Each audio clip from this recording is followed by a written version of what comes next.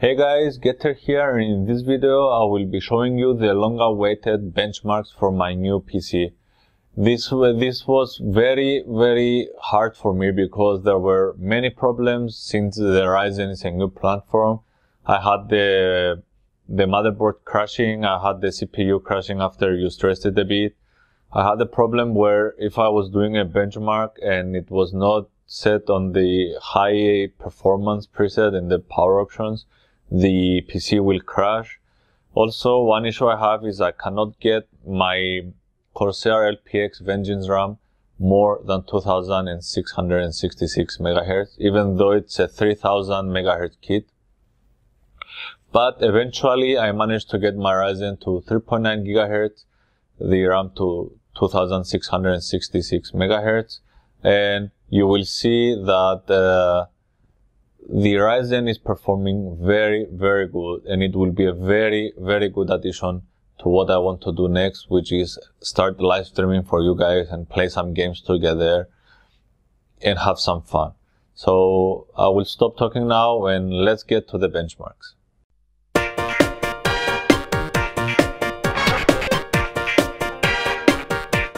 So first things first, I managed to get my Ryzen 7 1700 to 3.9 GHz using the Asus Crosshair Hero 6 motherboard, 16 GB of Corsair LPX RAM, which I managed to get to 2666 MHz, even though it's a 3000 MHz kit. I managed to overclock the GTX 1080 to 1807 MHz, and bear in mind that all of these are water cooled, with the exception of the motherboard, of course. So first things first, we are starting with Cinebench R15 benchmark, which you can see in the stock speeds, which is 3 GHz. The Ryzen 7 1700 scores 1382, and when overclocked to 3.9 it goes to 1708, which is almost the same performance as the 1800X. Next we have the Unigine Heaven benchmark.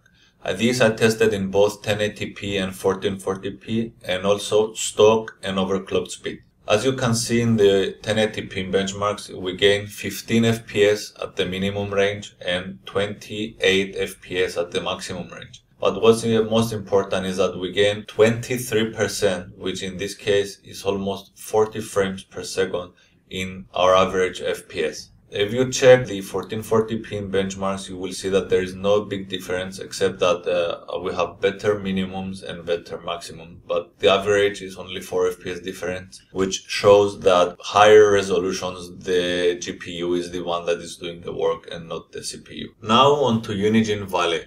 Here I use exactly the same testing methodology as in Unigine Heaven. So let's take a look. From 1080p you can see that we gain almost 40 FPS average from stock to overclock, 8 FPS minimum, which is not a very significant increase, although from 44 to 52 is pretty good.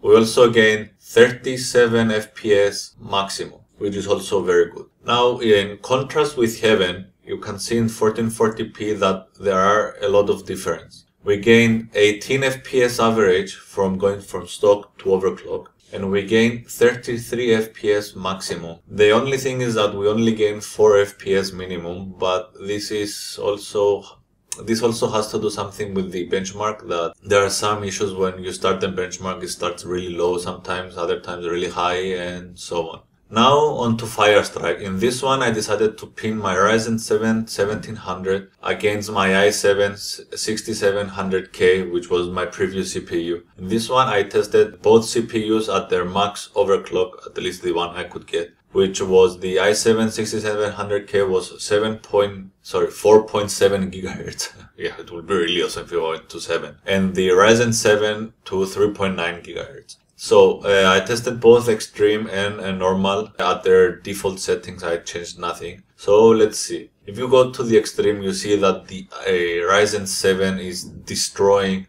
the i7 6700K. You can see that the physics scores is way off the charts. It's like 5,000 points difference. The overall score is more or less the same, but the combined score, the graphics score, everything is better with the Ryzen. Now, if we go to normal Firestrike, you can see that the i7 is a bit better at the graphics part. Also, the overall score is higher, and the combined score is way higher than the Ryzen 7. Also, the physics score again on the Ryzen is 5,000 points higher, which I think this has to do with the extra cores that the Ryzen has. So this concludes that even though this is not a head-to-head battle against my previous CPU with the new one, is that they show that the upgrade from the i7 to the Ryzen 7 was a very good one.